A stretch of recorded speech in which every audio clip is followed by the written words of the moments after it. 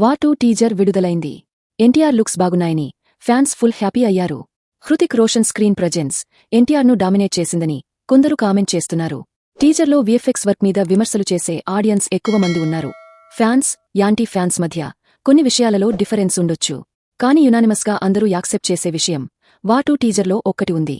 అది కియారా అద్వానీ బికినీ గురించే.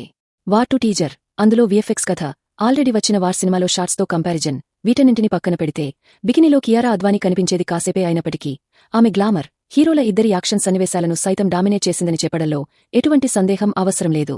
అందులో డిస్కషన్లకు తావులేదు. అందరి నోటా ఒక్కటే మాట, కియారా అద్వానీ గ్లామర్ సూపరని. బికినీలో ఆవిడ కనిపించిన షాట్స్ చాలామందిని అట్రాక్ట్ చేశాయి. కియారా అద్వానీ కోసమే సినిమా చూడాలని అనుకుంటున్నట్టు చాలా మంది పోస్టులు చేస్తున్నారు. కియారా అద్వానీ కనిపించినది కాసేపే అయినప్పటికీ ఆవిడ బికినీ విజువల్స్ సోషల్ మీడియా అంతటా టాక్ ఆఫ్ ది టౌన్ అయ్యాయి. ప్రస్తుతం ఆవిడ గర్భవతి. అయితే ఈ మూవీ షూట్ ఎప్పుడో జరగడం వల్ల బికినీ సీన్స్ తీయడానికి ఇబ్బంది కాలేదు. హృతిక్, కియారా మధ్య ఒక సాంగ్ తీశారు. ఆ విజువల్స్ కూడా కొంచెం చూపించారు.